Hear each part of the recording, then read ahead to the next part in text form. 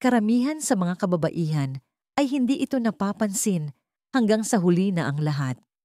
Ang mga pinakamalaking pagsisisi na dala natin habang tayo ay tumatanda ay madalas na walang kinalaman sa karerang hindi natin naabot, sa perang nawala, o maging sa ating kalusugan.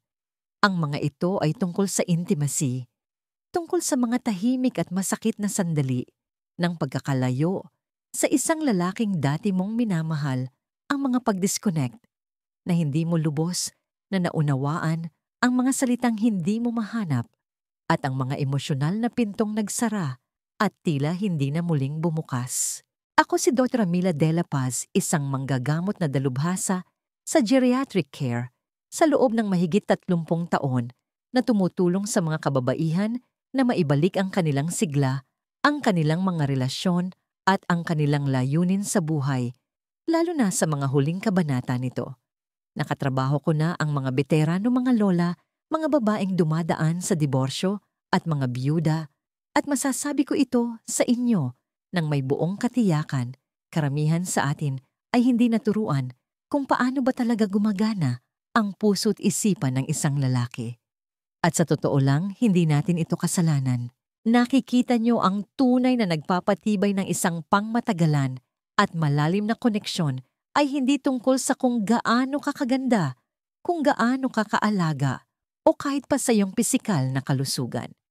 Ito ay isang bagay na mas malalim, isang bagay na psikolohikal. At heto ang nakakagulat na katotohanan, ang mga lalaki ay may mga nakatagong emosyonal na gatilyo 5 sa partikular na tahimik na humuhubog sa kanilang damdamin ng atraksyon, tiwala at pagnanasa. Kapag naunawaan mo ang mga ito, lahat ay maaring magbago. Sa artikulong ito, gagabayan ko kayo sa 5 natatagong susi sa puso ng isang lalaki na nais sanang natutunan ng karamihan sa mga nakatatandang babae, ilang dekada na ang nakalipas. Ito ang mga kaalaman na maaaring magbukas ng mga emosyonal na pinto, magpaalab muli ng intimacy at magbalik sa iyo ng kumpiyansang akala mo ay tuluyan ng nawala. At ang ika-5, ito ang pinakamakapangyarihan sa lahat dahil hindi lang nito pinapalalim ang isang koneksyon. Kaya nitong ganap na baguhin ang paraan ng pagtingin sa iyo ng isang lalaki. Bago tayo magpatuloy, kung isa kang babae na higit sa 60 anyos na nagpapahalaga sa pagkuha ng karunungan tungkol sa mga relasyon at pagbuo ng mas malalim na koneksyon, inaanyayahan kitang mag-subscribe. Sa ganitong paraan, hindi mo mapapalampas ang mga kaalamang partikular na idinisenyo para sa iyo. Ngayon, simulan na natin ang unang kaalaman, isang bagay na ikinagugulat ng maraming babae, kahit pa ang mga may dekada ng karanasan sa buhay. Hindi ito tungkol sa pagiging perpektong asawa o ina. Ito ay tungkol sa iyong emosyonal na katatagan. Dahil anuman ang kanyang edad, bawat lalaki ay likas na naghahanap ng isang bagay sa isang babae bago niya ito lubusang pagkatiwalaan, magbukas ng kalooban o makaramdam na ligtas. Kasama siya ang emosyonal na katiyakan. Hayaan ninyong ipaliwanag ko. Mas hinahanap ng mga lalaki ang emosyonal na katatagan kaysa sa pag-aaruga o pagmamahal. Hindi ko malilimutan ang isa sa aking mga pasyente, si Aling Brenda, isang 67 taong gulang na retiradong guro. Nakaupo siya sa tapat ko sa aking klinika, isang hapon magkadaop ang kanyang mga kamay at mahina ang kanyang boses.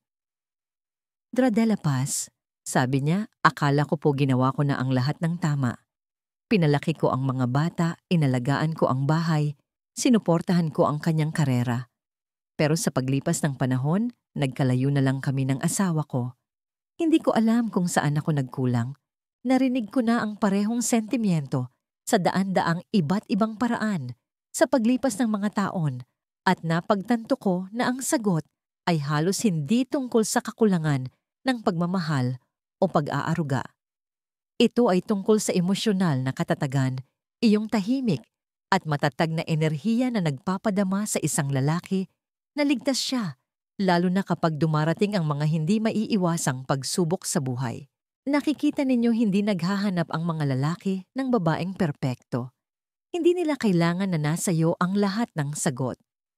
Ngunit kailangan nilang madama sa kaibuturan nila na ang babaeng nasa tabi nila ay hindi magigiba kapag naging mahirap ang mga bagay-bagay. Kailangan nilang malaman na kapag mataas ang emosyon ng iyong kahinahunan ay hindi guguho, na kapag siya ay nalulula o hindi sigurado, ikaw ang magiging kanyang ligtas na kanlungan, hindi isa pang pinagmumulan ng stress. Ang mga babaeng kaedad natin ay madalas tinuruan na maging emosyonal, na ibahagi ang ating mga nararamdaman ng malaya. Ngunit ang tunay na lakas ng emosyon ay hindi tungkol sa pagiging sobrang emosyonal. Ito ay tungkol sa pagkakaroon ng kontrol sa iyong sariling emosyonal na estado. Ito ang kakayahang manatiling kalmado, makinig ng hindi agad-agad nagre-react, at simpleng hawakan ang espasyong yon para sa kanya kapag kailangan niyang madama na nauunawaan siya. Iyon ang uri ng presensya na nagpapahintulot sa isang lalaki na magtiwala muli kahit na pagkatapos ng maraming taon ng pagkakahiwalay. Hindi ang mga engranding kilos ang nakakakuha ng tiwalang yon. Ito ay ang sandali na siya ay stress at hindi mo tinatapatan ang kanyang enerhiya, nananatili kang matatag. Ito ay kapag siya ay lumalayo at sa halip na pilitin siya, hinahawakan mo ang kanyang kamay at sinasabing, "Nandito lang ako." Ito ang mga sandaling nagtatayo ng isang bagay na higit na mas matibay kaysa sa simpleng atraksyon. Nagtatayo ito ng kaligtasan. At kapag ang isang lalaki ay nakakaramdam na ligtas ang kanyang puso, ay bumubukas sa mga paraang kahit siya ay hindi lubos na nauunawaan. Natututunan din ni Brenda ang aral na ito. Hindi niya nabawi ang kanyang asawa sa pamamagitan ng mas maraming paglalambing o magarbong hapunan. Ginawa niya ito sa pamamagitan ng pagiging kanyang emosyonal na sandigan na ipinapakita sa kanya sa pamamagitan ng kanyang mga kilos, hindi lamang sa kanyang mga salita, na kaya niyang harapin ang anumang unos kasama siya. At nang sa wakas ay sinabi niya sa kanya, "Pakiramdam ko nakakahinga na ulit ako kapag kasama kita." Alam ni Brenda na mas mahalaga yon kaysa sa anumang papuri na ibinigay sa kanya ng asawa niya sa loob ng maraming taon.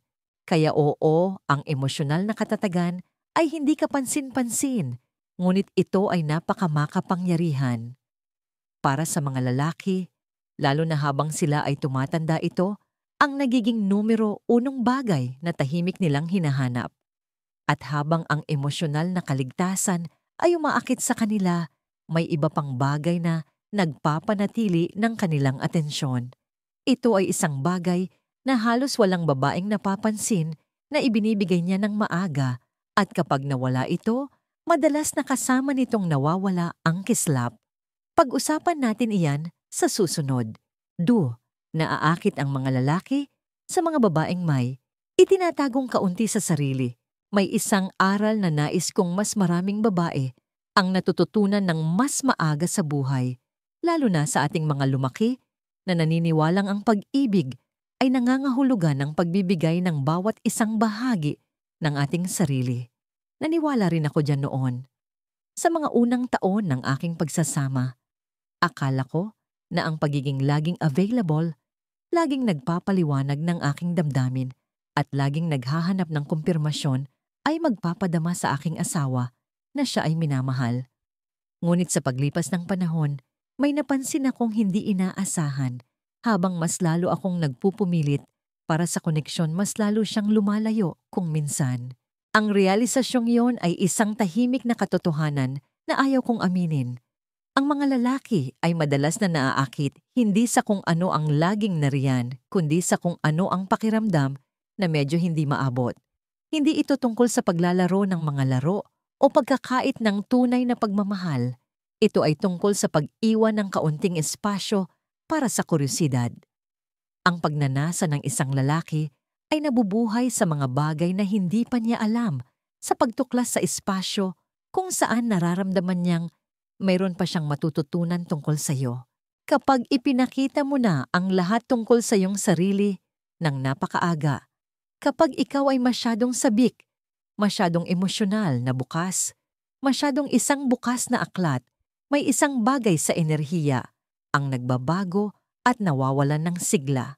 Bagamat maaari niyang pahalagahan ang iyong pagiging bukas, ang misteryo na nagpapasiklab sa pagnanasa ay nagsisimulang maglaho.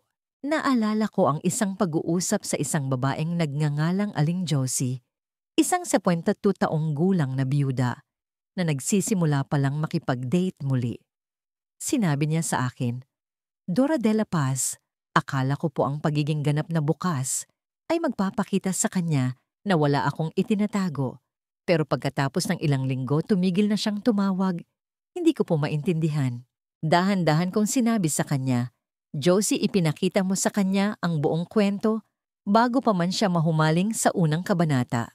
Ang aking naunawaan ay may natural na ritmo, ang atraksyon at bahagi ng ritmong iyon ay may mga paghinto espasyo at kaunting malusog na hindi pagiging predictable."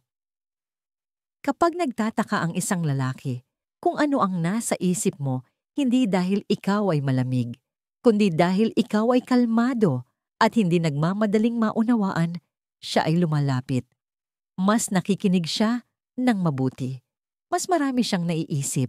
Ang mga babaeng lumilikha ng ganitong dinamika ay hindi malayo o suplada. Sila ay simpleng nakasentro sa kanilang sarili. Hindi nila nararamdaman ang pangangailangang patunayan ng kanilang halaga sa bawat sandali. Sapat ang kanilang kumpiyansa upang hayaang unti-unting mabuo ang isang koneksyon at iyon ang nakikita ng mga lalaki na kaakit-akit kahit na hindi nila ito mailagay sa mga salita. Kaya oo, ang pag-iwan ng kaunting misteryo, lalo na sa emosyonal na aspeto, ay nagpapanatili sa kanyang kuryosidad. At ang kuryosidad na yon ang nagpapanatili sa kanyang koneksyon. Ngunit may isa pang panig ang barya. Habang ang kaunting misteryo ay maaring magpasiklab ng atraksyon, walang nagpapakita ng iyong tunay na kapangyarihan tulad ng susunod na katangian. Sa katunayan ito, ang isang bagay na maaaring agad na bumaligtad sa balanse ng emosyonal na kontrol sa anumang relasyon kapag ginamit ng matalino. Alamin natin yan ngayon. 3. Iginagalang ng mga lalaki ang mga babaeng kayang lumayo ng may dangal. May dumarating na sandali sa buhay ng bawat babae kung kailan siya tunay na sinusubok, hindi sa isang krisis o sa opisina, kundi sa tahimik na tensyon ng isang relasyon. Naranasan ko na rin yan. Ang mas batang bersyon ko ay malamang na kumapit ng mahigpit, takot na kung bibitaw ako may mawawala sa akin na hindi ko na maibabalik. Ngunit natutunan ko ang isang malalim na bagay: minsan, ang pinakamalakas na hakbang na maaari mong gawin ay hindi ang kumapit ng mas mahigpit, kundi ang magkaroon ng lakas na lumayo. Nararamdaman ito ng mga lalaki sa malalim na antas, aminin man nila o hindi. Patuloy nilang binabasa ang iyong enerhiya. Kung maramdaman nilang kumakapit ka sa kanila dahil sa takot na mapag-isa, nawawalan sila ng isang uri ng respeto. Hindi ito dahil hindi ka karapat-dapat, kundi dahil inilagay mo ang iyong buong pakiramdam ng halaga sa kanilang mga kamay, at iyon ay isang mabigat na pasanin para sa sinuman. Minsan may isang babaeng nagngangalang Aling Maria na umupo sa tapat ko. Siya ay nasa mga unang taon ng kanyang 70s, isang mabuti at mabait na babae na kamakailan lang ay hiwalay sa asawa. Ang kanyang asawa ay unti-unting lumayo sa paglipas ng mga taon, at siya ay patuloy na nagsikap, nagluluto ng kanyang mga paboritong pagkain, nagpaplano ng mga biyahe, isinasakripisyo ang kanyang sariling mga pangangailangan para lamang mapanatili ang kapayapaan. Sa huli, umalis pa rin siya. Tumingin siya sa akin talunan at sinabing, "Akala ko po kung mas marami pa akong ibibigay mananatili siya." Ang sinabi ko sa kanya ay, ito ang pagbibigay ay isang makapangyarihang bagay, ngunit ang pagbibigay mula sa desperasyon ay ibang usapan. Kapag natutunan ng isang babae na tumayo sa sarili niyang paa, na sabihin sa pamamagitan ng kanyang mga kilos, "Mahal kita, pero hindi kita hahabulin. May isang makapangyarihang nagbabago. Hindi na siya umaasa sa lalaki para tukuyin ang kanyang halaga. At iyon mismo ang sandali kung kailan bumabalik ang kanyang respeto at madalas ang kanyang atraksyon. Ang paglayo ay hindi nangangahulugang pagbabagsak ng pinto o marahas na pagtatapos ng mga bagay. Nangangahulugan ito na bumuo ka ng isang buhay na may sarili mong mga pamantayan.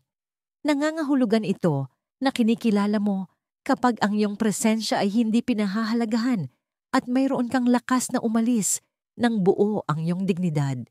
Naaalala ng mga lalaki ang mga babaeng tulad niyan hindi dahil sila ay malupit, kundi dahil mayroon silang tahimik na kumpiyansa sa kanilang sariling halaga. Nakita ko na itong nangyari ng paulit-ulit. Kapag ang isang babae ay umatras tumigil sa pagsusumamo o pakikipagtalo at marahan na lamang na bumitaw, madalas na nahahanap ng mga lalaki ang kanilang sarili na naaakit pabalik. Hindi ito manipulasyon. Ito ay ang kumpiyansa na lumilikha ng sarili nitong gravity. Kapag tumigil ka sa paghabol, ikaw ang nagiging hinahanap niya. Ang ganyang uri ng lakas ay hindi maingay. Ito ay nararamdaman. Ito ay iginagalang. At ito ay bihira. Ngunit heto ang kakaibang bahagi, ang kakayahang lumayo ay hindi nangangahulugang kailangan mong maglakad mag-isa. Sa katunayan may isang makapangyarihang katangian na humihila sa mga lalaki na walang katulad, lalo na sa mga huling taon ng isang babae. Hindi ito tungkol sa pagiging malayo sa emosyon, ito ay tungkol sa pagkakaroon ng emosyonal na direksyon. Hayaan ninyong ipakita ko kung ano ang ibig kong sabihin. 4. Ang isang babaeng may misyon ay kaakit-akit. Kahit sa edad na 65, ilang taon na ang nakalipas na kausap ko ang isang babaeng nagngangalang Aling Francesca. Siya ay 68 bagong retirado at nakaupo sa tapat ko sa aking klinika na may malayong tingin sa kanyang mga mata. Sinabi niya, "Dry starter de la Paz. Akala ko po kapag tumigil na ako sa pagtatrabaho, magiging mapayapa na ang lahat. Pero ngayon parang hindi na ako napapansin. Para bang wala na akong halaga." Nanatili sa akin ang sentimentong yon. Napakaraming babae ang umaabot sa yugtong ito ng buhay at nag-iisip kung ano na ang kanilang papel ngayong malalaki na ang mga anak, tapos na ang karera at sa wakas ay tahimik na ang bahay. Ngunit heto ang nakita ko nang paulit-ulit ang mga lalaki, lalo na sa kanilang mga huling taon, ay hindi naghahanap ng mga babaeng bumabagal at naglalaho. Sila ay naaakit sa mga babaeng may liwanag pa rin mula sa loob, mga babaeng may misyon gaano man kalaki o kaliit. Hindi kailangang magsimula ng bagong negosyo o isang malaking proyekto. Maaari itong pagme-mentor sa mga mas batang babae, pamumuno sa isang grupo, sa komunidad pag-aaral ng bagong sining, o sa wakas ay ituloy ang isang pangarap na isinantabi ilang dekada na ang nakalipas. Ang mahalaga ay patuloy kang gumagalaw patungo sa isang bagay, hindi lamang nakaupo at naghihintay na mangyari sa iyo ang buhay. Agad na nararamdaman ng mga lalaki ang enerhiyang ito. Ang layunin ay nagbibigay sa iyo ng tindig. Ang focus ay nagbabalik ng buhay sa iyong boses. Ang pagkakaroon ng direksyon ay nagbabago sa mismong paraan ng iyong pagpasok sa isang silid. Ang isang babaeng gumigising na may intensyon na may mga pangarap pa rin na nagdadala sa kanyang sarili na parang ang kanyang pinakamagagandang araw ay hindi pa tapos. Ang babaeng iyon ay nagiging kaakit-akit. Hindi dahil sinusubukan niyang magpa-impress sa sinuman, kundi dahil siya ay ganap na buhay. At heto ang kritikal na bahagi kapag nararamdaman ng isang lalaki na kasama kanya sa isang makabuluhang landas, siya ay nakakaramdam ng inspirasyon. Ngunit kung maramdaman niya na siya na ang iyong tanging focus, ang iyong tanging dahilan para bumangon sa umaga, nagbabago ang dinamika. Walang lalaking gustong pasanin ang buong bigat ng pagkakakilanlan ng isang babae sa kanyang mga balikat. Gusto niyang maglakad sa tabi mo, hindi ang pasanin ka. Sa huli natagpuan ni Aling Francesca ang kanyang kislap. Nagsimula siyang mag-volunteer sa isang lokal na animal shelter, tumutulong sa pagsasanay ng mga therapy dog, isang bagay na lagi niyang mahal, ngunit isinantabi para sa kanyang pamilya. Bumalik ang liwanag sa kanyang mga mata, at hindi nagtagal nakakilala siya ng bago. Hindi dahil naghahanap siya ng pag-ibig, kundi dahil abala siya sa pamumuhay ng isang buhay na nais niyang maging bahagi. Ngayon, ang pagkakaroon ng misyon ay maaring magpaalab ng atraksyon, ngunit ang pag-alam kung paano ibahagi ang iyong panloob na mundo habang ginagawa ito, dito nagsisimula ang tunay at pangmatagalang intimacy. At may isang nakakagulat na susi upang magawa iyon ng maayos. Hindi ito tungkol sa pagiging matatag o sobrang lambot.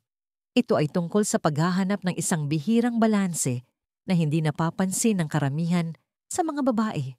Pag-usapan natin yan sa susunod. Mib, ang kontroladong pagiging vulnerable ay nagpapalambot sa puso ng lalaki. Ngunit kung may kasamang katatagan lamang, may isang tahimik na sandali na lagi kong maaalala. Isang pasyente ko si Aling Rebecca, 73, isang mahinahon at maalalahaning babae ang minsang nagkwento sa akin tungkol sa araw na sa wakas ay nagbukas siya sa kanyang pangalawang asawa. 5 taon na silang kasal, ngunit inamin niyang mayroon pa ring bahagyang distansya sa pagitan nila. Isang gabi habang nakaupo sila sa kanilang beranda, ikinuwento niya ang pagkawala ng kanyang unang pag-ibig sa isang aksidente noong siya ay 18 taong gulang pa lamang. Hindi pa niya ito naikukuwento ng detalyado kaninuman noon. Nakaupo lang doon ang asawa niya na tigilan at pagkatapos, nagsimula siyang umiyak. Pakiramdam ko ngayon lang kita tunay na nakilala. Sabi nito sa kanya, iyan ang kapangyarihan ng pagiging vulnerable kapag ito ay totoo at kapag ito ay pinaghihirapan. Ngunit heto ang bahaging nagkakamali ang maraming babae. Alinman sa isinasara nila ang lahat at itinatago ang kanilang mga puso ng tuluyan o binubuksan nila ang lahat ng masyadong maaga at mabilis sa pag-asang ang purong katapatan lamang ay sapat na para mapalapit ang isang tao. Walang gumagana sa alinman sa mga pamamaraang ito. Hindi ito tungkol sa pagiging bukas lamang. Ito ay tungkol sa pagiging mapili, matatag at malakas habang nagbubukas ka ng iyong sarili. Ito ang tinatawag kong kontroladong pagiging vulnerable. Labis na naaantig ang mga lalaki sa isang babaeng nakakita na ng sakit, na dumaan na sa mga bagyo, ngunit ibinabahagi ang mga bahaging iyon ng kanyang sarili mula sa isang lugar ng kahinahunan, hindi desperasyon. Kapag nagsasalita ka tungkol sa iyong nakaraan, iyong mga sugat, o iyong mga pagsisisi, hindi para iligtas, kundi para lamang kumonekta, lumilikha ka ng isang bagay na napakabihira. Ipinapakita mo sa kanya na ikaw ay tao, ngunit hindi marupok. Inilalantad mo ang iyong lalim nang hindi nawawala ang iyong talas. Ang pinakakaakit-akit na uri ng vulnerability ay hindi hilaw na kaguluhan. Ito ay pinag-isipang pagninilay. Sinasabi nito, narito kung saan ako nanggaling, narito ang aking natutunan at nakatayo pa rin ako. Iyan ang uri ng emosyonal na pagiging bukas na nagpapabagsak ng mga pader. Iyan ang nagpapadama sa isang lalaki na nakikita pinagkakatiwalaan at sapat na ligtas upang buksan din ang kanyang sariling puso. At huwag kayong magkakamali, ang ganitong uri ng lakas ay hindi tungkol sa pagiging parang bato. Ito ay tungkol sa pagpapakita na mayroon kang damdamin, ngunit hindi ka pinamumunuan ng mga ito. Ito ay pagpapakita na kaya mong manatili sa gitna ng hirap makinig, nang may empatiya at ibahagi ang iyong sariling kwento nang hindi bumabagsak sa lumang sakit. Ang balanseng iyon ay bihira, ngunit kapag nakita ito ng isang lalaki, sa'yo hinihila siya nito sa isang mas malalim na antas kaysa sa anupaman. May sinabi sa akin si Aling Rebecca na makapangyarihan pagkatapos ng gabing yon sa beranda. Sabi niya, Dra de la Paz, hindi lang po niya ako narinig. Ito ay dahil sa unang pagkakataon, tumigil na akong magtago. Mula sa sandaling yon na bago ang kanilang koneksyon, isang aral sa buhay. Ang katotohanang nais malaman ng mga nakatatandang babae. Noon pa, sa pagbabalik tanaw hindi ko na mabilang kung ilang beses akong umupo kasama ang mga babaeng nasa kanilang 60s, 70s at maging 80s na may dalang tahimik na sakit sa kanilang kalooban. Hindi ito dahil nabigo sila sa pag-ibig, kundi dahil walang nagturo sa kanila kung ano talaga ang kailangan ng pag-ibig para mabuhay hindi lamang sa maagang nag-aalab na kislap nito, kundi sa pangmatagalan at tahimik na lalim nito. Inakala nilang sapat na ang pagiging isang mabuting tagapag-alaga, na ang pagiging suportado ay nangangahulugang pagsasakripisyo ng kanilang sariling mga paangangailangan, na ang laging naririyan, laging nagbibigay at laging nagbabahagi ng kanilang damdamin ay magpapanatili sa isang lalaki. Ngunit ang hindi nila napagtanto at ang nais kong may nagsabi sa akin ng mas maaga sa aking sariling buhay ay tumutugon ng mga lalaki sa isang bagay na naiiba, isang bagay na mas malalim. Hinahanap nila ang iyong emosyonal na katatagan, ang iyong kalmadong presensya kapag ang lahat ng iba pa ay tila hindi tiyak. Naaakit sila sa kaunting misteryo hindi dahil nagtatago ka, kundi dahil gusto nilang patuloy na tuklasin kung sino ka.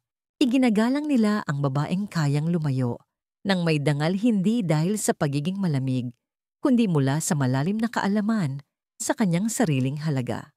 Nagkakaroon sila ng sigla sa paligid ng isang babaeng may layunin o misyon hindi dahil siya ay abala, kundi dahil siya ay buhay na may pagnanasa.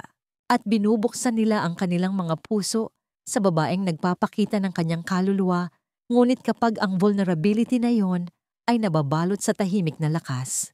Bawat isa sa mga bagay na ito, kinailangan kong matutunan sa mahirap na paraan.